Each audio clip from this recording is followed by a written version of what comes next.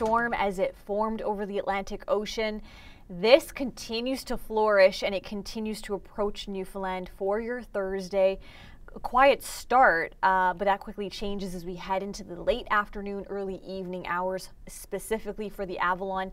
Heavy snowfall develops for the region, and that system continues its offshore track, allowing for snowfall to continue for eastern sections well into Thursday night and Friday morning. Now, the winds will be paired with that heavy snowfall. They will be peaking through the evening and overnight hours, specifically for the Avalon, 80 to 90 kilometer per hour gusts. Again, this will give way to whiteout conditions and blizzard conditions at that throughout this evening. So you do not want to be out on the roads. And in terms of snowfall amounts, very impressive amounts, especially for the Avalon.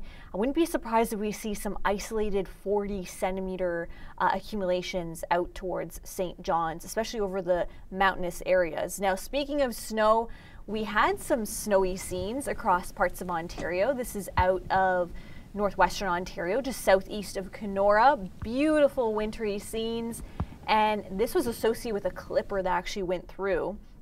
And that now has passed parts of southern Ontario, and as it does so, we have that chance of seeing a burst of quick snow across southwestern Ontario later this evening, but then that unleashes the cold, and that allows for some snow squalls to develop.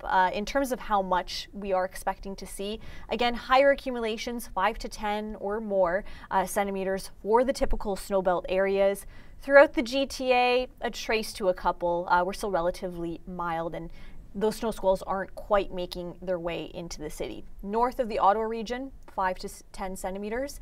And speaking of cold, that will continue its way into parts of the Great Lakes, but it is also making an appearance into parts of the prairies across most of the west. That's a cold front that just went through and unleashed some gusty winds earlier this week for most of the prairies. And thanks to that clipper, and we'll have several more throughout the next several days, that will be unleashing very cold temperatures. So bitter wind chills as we head into this weekend. And in terms of British Columbia, we have cooler Arctic outflow that will flood the province, allowing for freezing levels to come tumbling down, and that will be coinciding with this Pacific moisture as we head into the weekend. So threat for low elevation snow later in the weekend.